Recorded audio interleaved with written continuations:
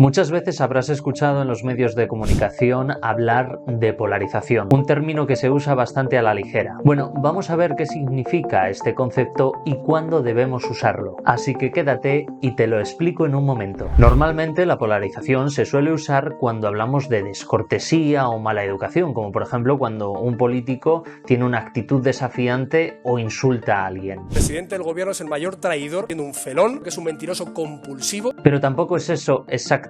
Cuando hablamos de polarización hay que hablar de dos tipos, polarización política y polarización afectiva. Esta última es la que más nos interesa, ahora veréis por qué. La polarización política la podemos definir como el grado de diferenciación entre un partido político y otro. ¿Y cómo se mide? Pues tan solo tienes que coger los programas políticos de los distintos partidos y compararlos. Si por ejemplo cogemos el aborto, vemos que el PSOE y Unidas Podemos pues no están muy distanciados, es decir, no hay polarización.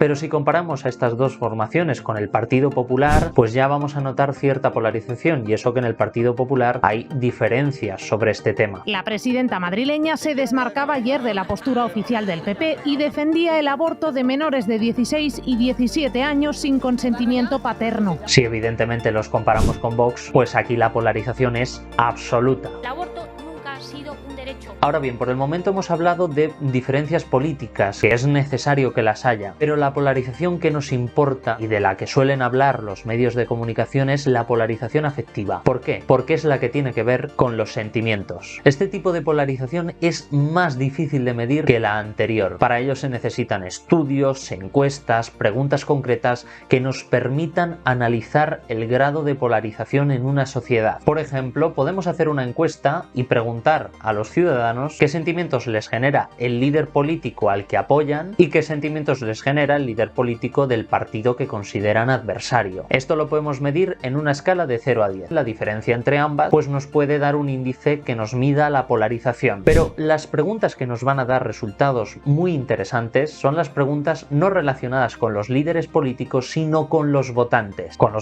de otros partidos. Imagina a un votante de Vox al que le preguntamos cómo valoraría de 0 a 10, siendo 0 muy negativo y 10 muy positivo, que su hija o su hijo se casara con una persona de Unidas Podemos. Esta pregunta nos podría ofrecer datos que van a ser muy útiles para medir la polarización. En España, sin embargo, no hay muchos estudios que midan este tipo de polarización y que planteen estas preguntas. La polarización aquí en nuestro país se suele medir respecto a los sentimientos que nos despiertan líderes políticos, tanto los que apoyamos como los que son adversarios. Un estudio de Luis Miller y Mariano Torcal midió esto y lo representaron en el siguiente gráfico. Vemos que el mayor repunte de polarización en España se alcanzó en 2008, cuando había estallado la crisis económica y estábamos en la segunda legislatura de Zapatero, por lo que el Partido Popular estaba en la oposición. Esto nos puede ir dando un dato de por dónde iban los tiros en aquel momento. Los datos solo están analizados hasta 2019, por lo que habrá que esperar para ver cómo ha influido la pandemia, posteriormente la guerra en Ucrania. Y te dejo esta pregunta. ¿Quién polariza? ¿Polarizan las élites, es decir, los políticos, los medios de comunicación, o nos polarizamos los ciudadanos nosotros solos, a través de las redes sociales, etcétera? Dime tu opinión en los comentarios y luego haremos un vídeo para intentar responder a esta pregunta.